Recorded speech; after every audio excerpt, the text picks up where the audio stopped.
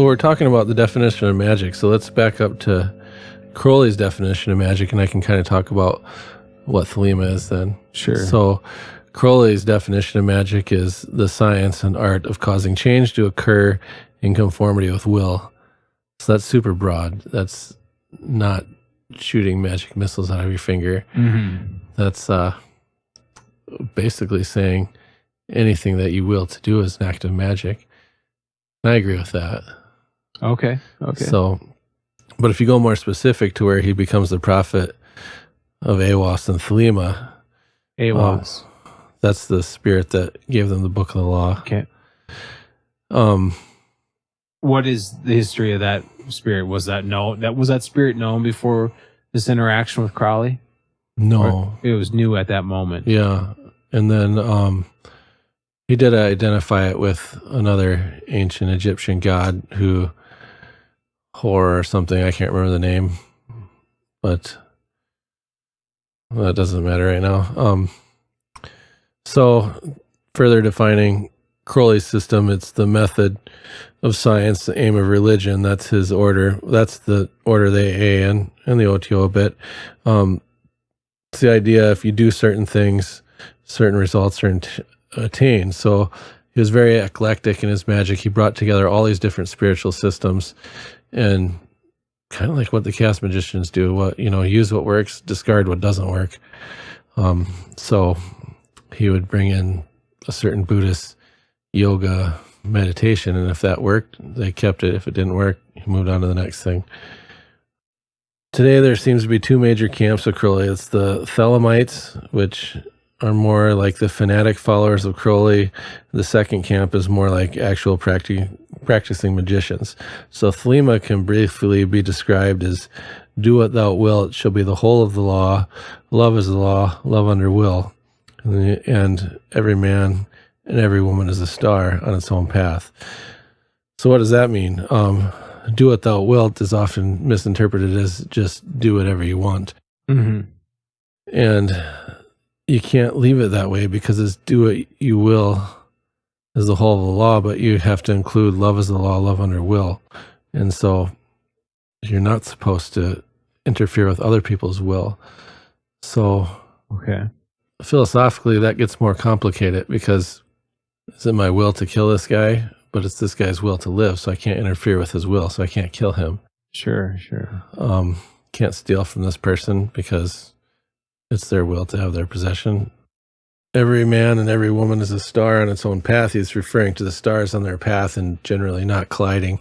And so one human's path and another human's path doing their will, if they're doing their true will, they shouldn't be colliding. They should be in perfect unison with in perfect harmony with the universe.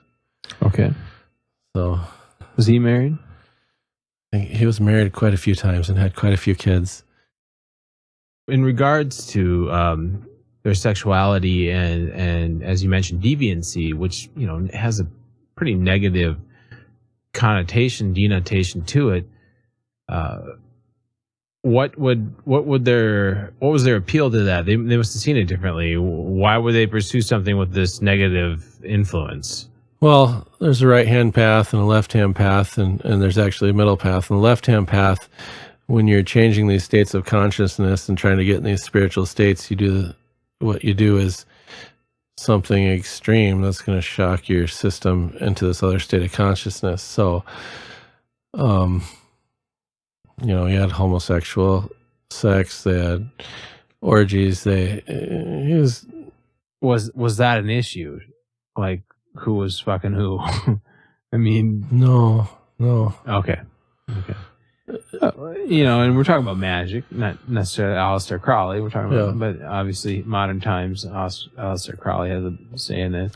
And so he was 19th century, early 20th? Yeah, he was born 1875, died in 1947. What happened the day he died? Who was born?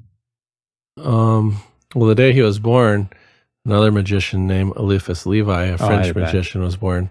What about that guy? He was defrocked from the Catholic Church. He wrote books on magic, and he was a magician too, similar to Crowley.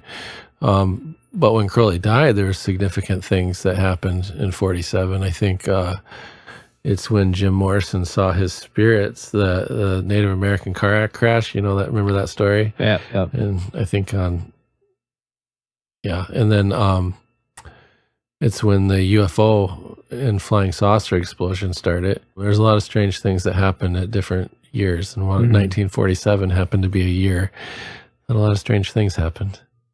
So what's the general thought on Eliphas Levi and his impact and influence on the circles of magic? Well, aside from the fact that he died the day Crowley was born. Well, he was kicked out of the Catholic Church, so he wasn't seen in a very positive light by the Catholic Church, I would say. Uh-huh. It was all very taboo. What about it? If you go back, what's that? What was his intent? And ultimately, what bothered the Catholic Church? I'm not super familiar with Eliphas Levi's life as much as I am with Crowley's. I'm more familiar with the fact that he wrote a history of magic and some different magic books. And so 100 years, 200 years before Crowley was that people speak of magic. Like they use that term. Yeah, they did. And 1,000 years, Egyptians, they use that term too?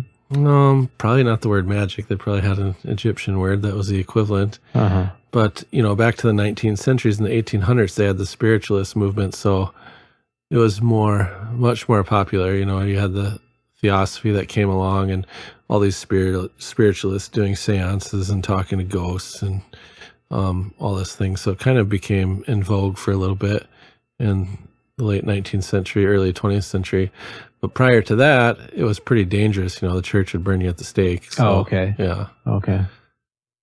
So with Crowley, there's this phrase, the method of science, the aim of religion. And what was that referencing? Oh, was that Thelema? Was that... Well, that he had a periodical he'd put out called the Equinox.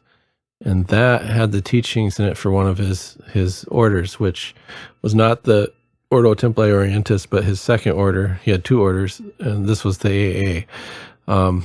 And so at the beginning, on one of the first pages, it said that on every issue of the Equinox, and that would go out to the students of the AA.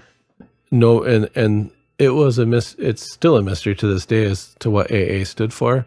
The most common belief is that it's Argentium Astrum, which means the silver star. So it's the order of the silver star. What's the silver star's importance? Maybe one star in sight, which would be your true will, the great work. So, and also the equinox, what does that represent? I mean, the equinox, I think of certain times of the 2 times of the year, right? Yeah. Where the sun is at the equilibrium, right? Yeah. It's positioning in the sky. What did that mean to them? In pretty much every religion and mystical belief, the equinox and the solstice are holy days. Why? I'm not sure. I know even in the Catholic Church, the equinox in June 24th, which is not too far away from summer today. Right? Yeah, summer, right? Yeah. That's St. John the Baptist Day in the Catholic Church. Why are they recognizing the equinox?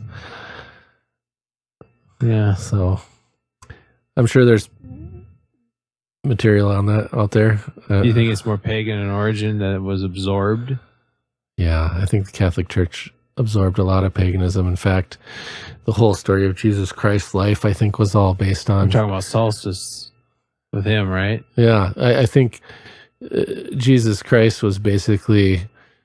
My belief is that he was a historical figure, and these legends that got added to him were really these stories of the solar deities throughout history, so sun gods.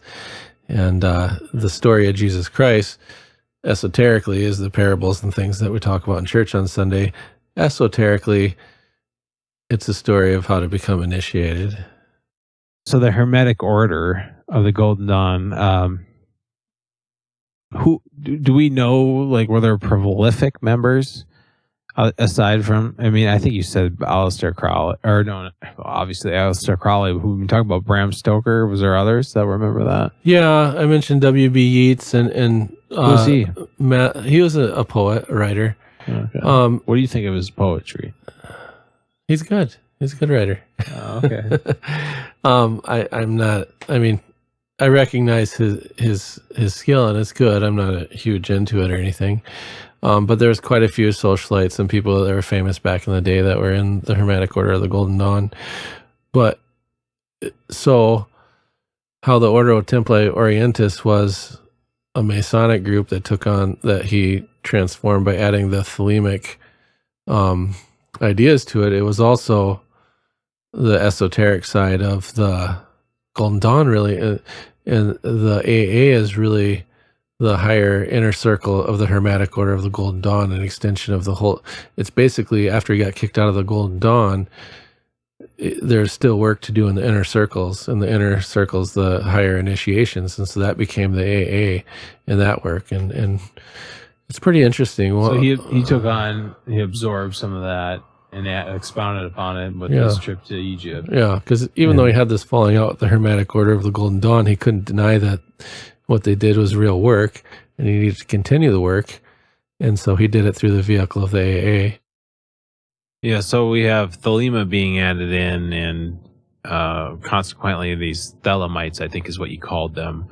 What is a Thelemite? What is their representation in all of this?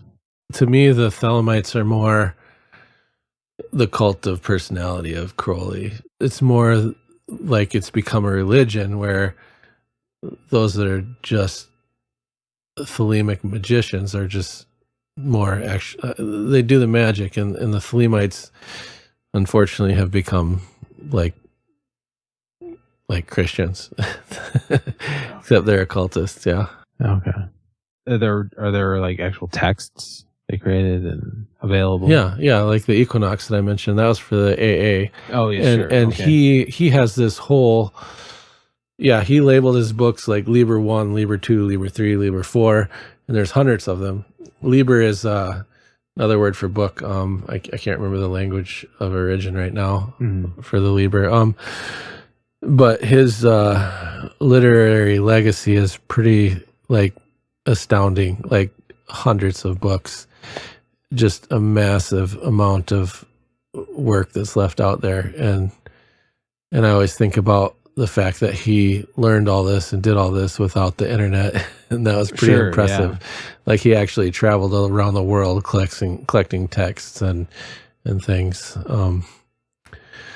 So yeah, how connected are those groups today? As Thelemites that are active, and they're definitely out there.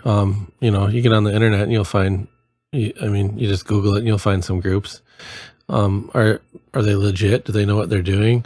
Some of them know what they're doing. Some of them have no idea what they're doing, I would say. How big of a role was the sex part of it, the Thelemites? It's a pretty big role. Yeah, let's create a legend to justify my behavior.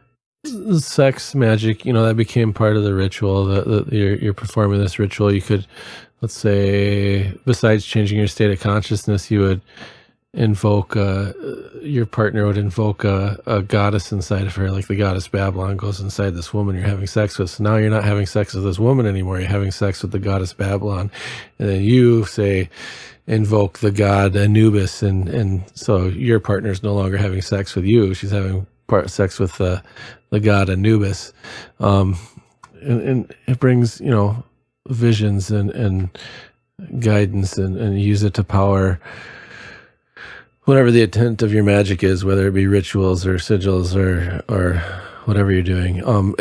Sex plays such a role in it that